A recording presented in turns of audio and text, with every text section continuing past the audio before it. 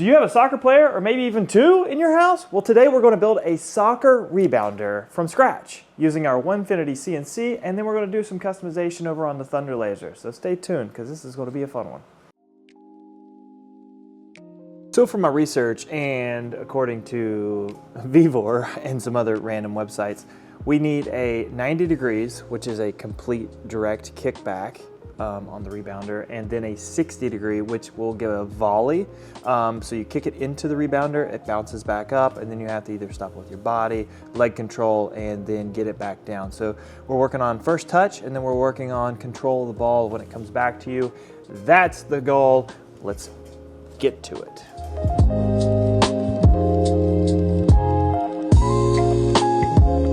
All right, so this was an extreme tough one to figure out because we had to basically create the rebounder twice on the program.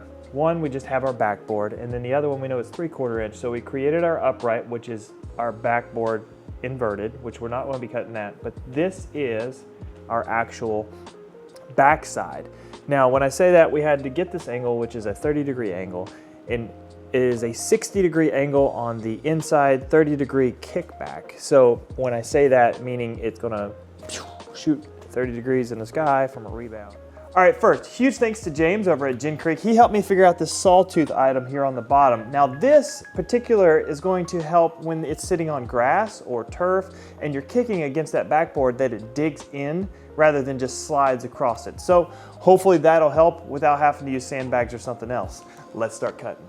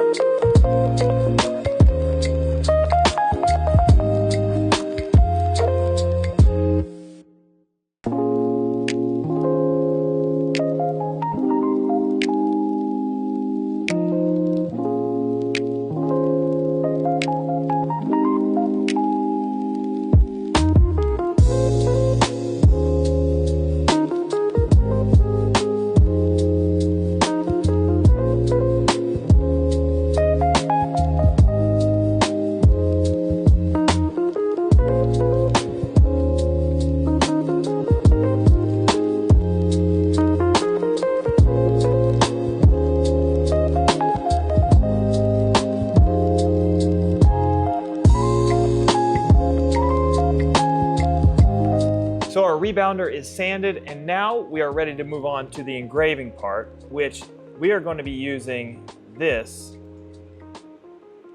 that I just created. So I can't wait to get this on here. Now the cool thing about this is where we spoke on the rebounder being flipped inverted, one side or the other, we're gonna run this up and down the sides. That way it's always correct. Doesn't matter if it's upside down or not. We'll run it on both sides, and then we may put something cool in the center, but for right now, these are going on the sides. Let's go to the Thunder.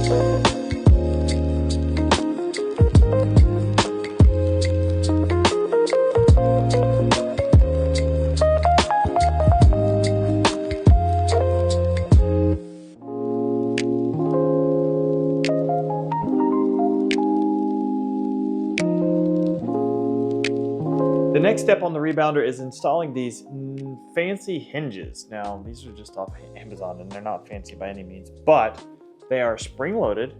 You can see spring-loaded latch so we can unlock them, and then they actually will hold themselves back closed for storage.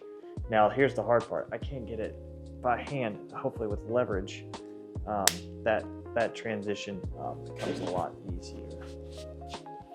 The rebounder is a pretty simple contraption. All it is you have the backboard, two legs, and then as we talked about, we're going to be adding the hinges.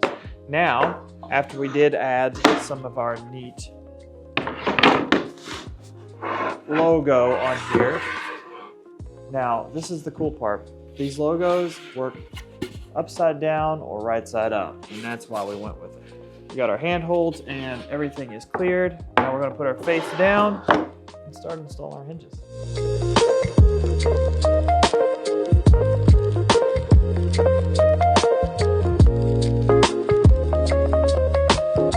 All right, guys, so we have our rebounder in the volley position, and our goal here was to have a 60-degree volley return.